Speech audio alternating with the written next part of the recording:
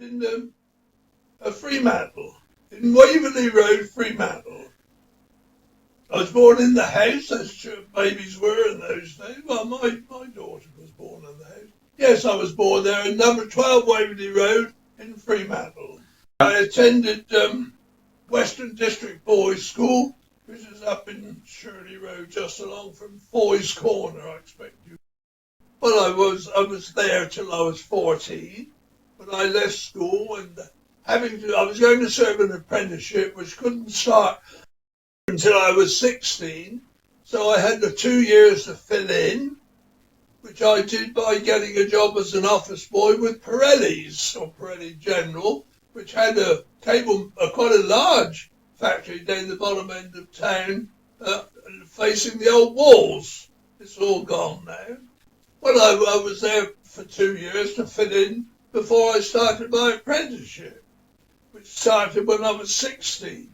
Which I did, and my apprenticeship was with John I. Thornycroft of Woolston. To get there, I had to go over the floating bridge every day, backwards and forwards, and put in 5 years there. Well, during the war, Thornycroft were very busy building various ships. The largest of them would have been minesweepers and destroyers. The smallest of them would be wooden-built air-sea rescue launchers and torpedo boats. We were very busy, and every launch pad there had a ship going up on it in those days. And the great moment came, of course, when one would be launched and everyone would stop work and go down to see the launch. And some dignitaries or other would come along, and I named this ship sort of thing, and smash a bottle of champagne on the bow. There was one sort of amusing day when this charming lady smashed the bottle of champagne on the ship, but the ship didn't move, and everyone was stood there so embarrassed. In fact, it didn't move, and the launch party was called off, I suppose, and it was some time later that the chaps managed to get the ship to launch. By that time, everyone had gone home. But I went through the bombing which Southampton received and had many close misses. What's to be said about it? We got sort of a funny thing to say. We sort of got used to it in a way. We would go about our usual business. If we were in the cinema, for instance, it would come up on the screen that the sirens had gone, and one or two might go out, but in a minute you might hear the attack guns start going. Then more would go out, but a lot of people stood there. As I did, stayed in there. We thought we were safe there as anywhere. I'm out with my girlfriend at the cinema, and fortunately it was a Saturday night. And my dad had taken my mother to his club where they had social evenings. My brother and sister were both evacuated. And when we come home, a neighbour was sort of running about in the street saying, "You've had a bomb in your back garden, Norman." And we had a bomb on this air raid shelter. And it fell in the base of the air raid shelter. It sort of pushed it all up together. It was made of 3 pieces, the air raid shelter, and it sort of shut in the middle. So the whole family had been killed on an ordinary night. We went out to Romsey and got some digs out of Romsey. So from there on in, we travelled out to Romsey to go to work. Special bosses, because a lot of people went out of town, and a good bus service, Hanson Dorset bus service, is running from the surrounding area, certainly from Romsey, where I was. Yes, as I say, there were some organised Hanson Dorset buses used to go out at night, and people would go out and spend the night in the bus. But we didn't do that. We were out there and I had a very pleasant time, actually. A first experience of the countryside, and I loved it. See the hedges coming out in the springtime, and the cattle in the fields and all those kind of...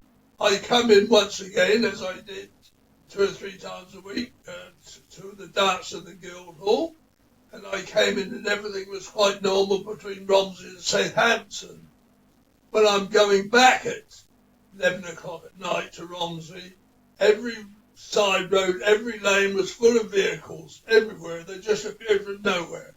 Tanks, guns, mostly lorries, it seems. And the troops were, it was all British troops, I might add, that I saw. And, of course, it was an amazing sort of thing, but I didn't understand until the next day that it came up to D-Day. So I saw all the lanes and the roads were lined with vehicles. And the next day was D-Day. I was in the Home Guards at that time, Ed, at Romsey. They didn't know what to do with us, I suppose. We were supposed to be guarding the railway line, if you've ever heard of such trouble. I saw a lot of troops and tanks going, and the tanks came through, and I remember they tore all the roads up because they drove these tanks right through the centre of town to load down in the pier somewhere, and this chopped up all the road surfaces that went. It was tidied up, of course, but it made a terrible mess.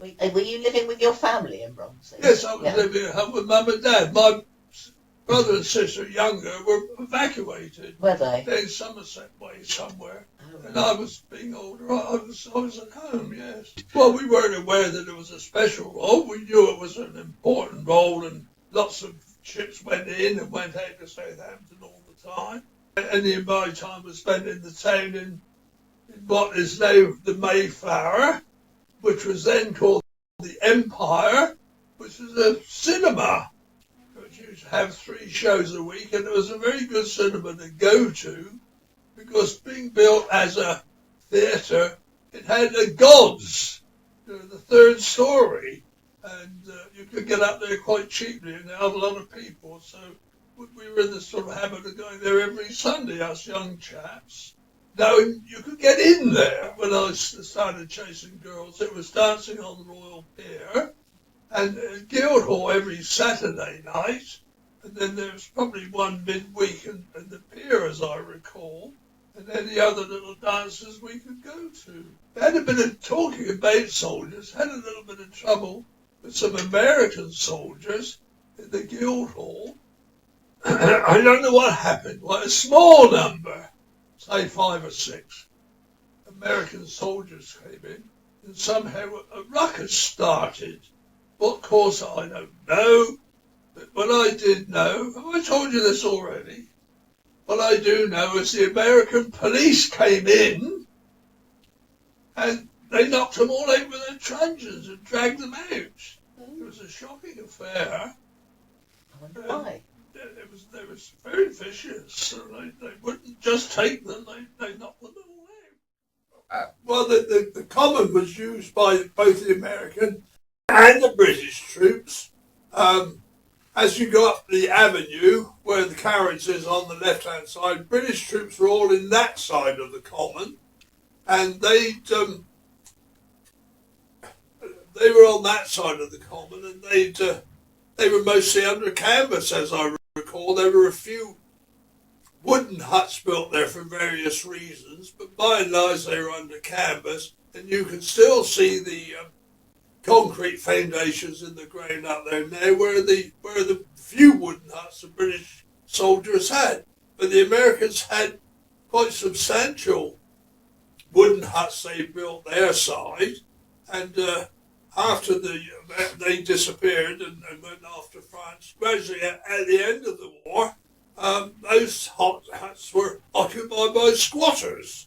Accommodation was very hard to come by, what with all the damage of the war and one thing and the other, and people squatted there in these American huts, and the council adopted them and charged a rent and laid on services such as electricity. What happened about sanitation, I really don't know, but people lived there for quite a while in the many months after the war, certainly.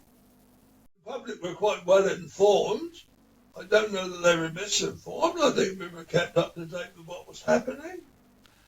When my apprenticeship finished, this was just as the war was finishing, and let's see, 1939. Yes, just as the war finished, my apprenticeship finished, and I was called up for reasons I still don't fully understand, because the war was really over. But they just kept up calling people up. So I was called up in the RAF. I was in the RAF for maybe 3 years, I suppose, 2